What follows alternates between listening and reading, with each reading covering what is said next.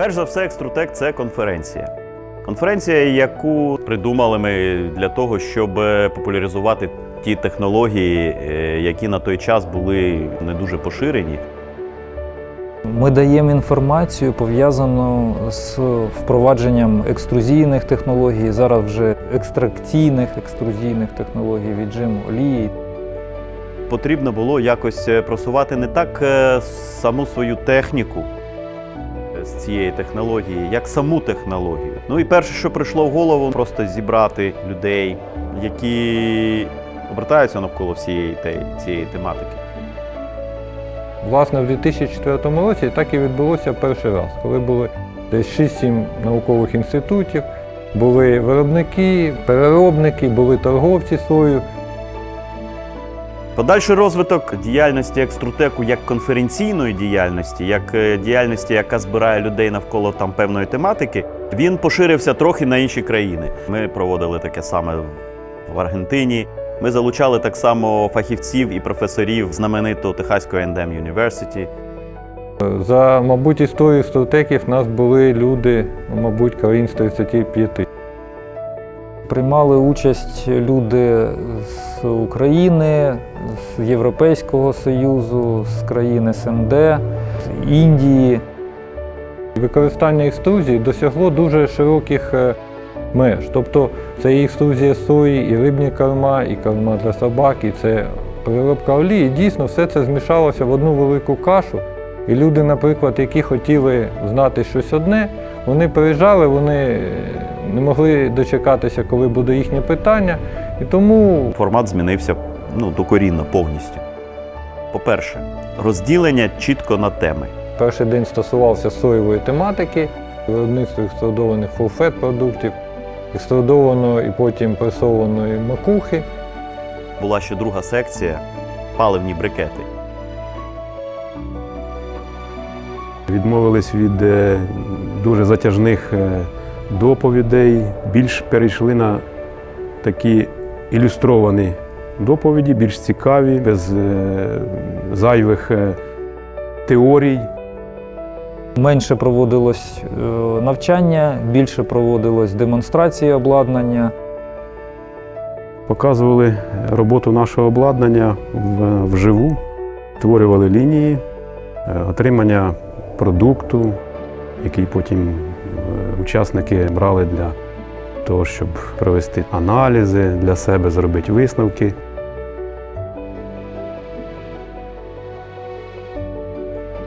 Крім того, після демонстрації роботи обладнання вони бачили, як складається, розкладається обладнання.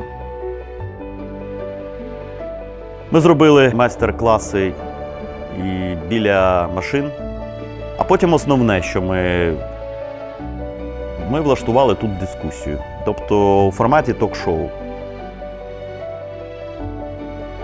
Именно в живой дискуссии рождаются какие-то новые идеи. Ми роздавали людям картки під час доповідей з екструзійних тем і під час демонстрації роботи обладнання. Вони записували свої питання.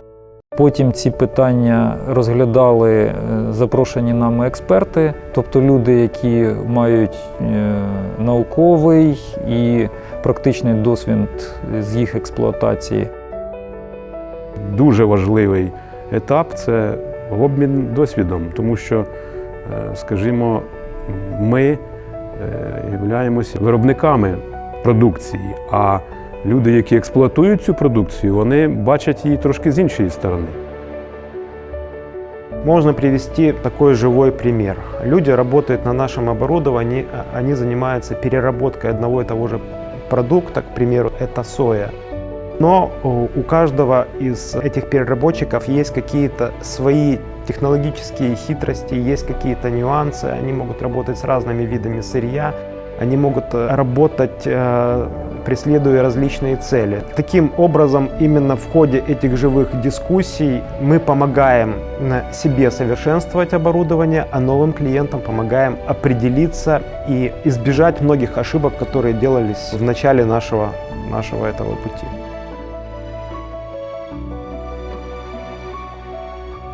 Екструтек він дає нам можливість самим вчитися. Навчитися можна тільки поєднуючи зусилля, тільки разом.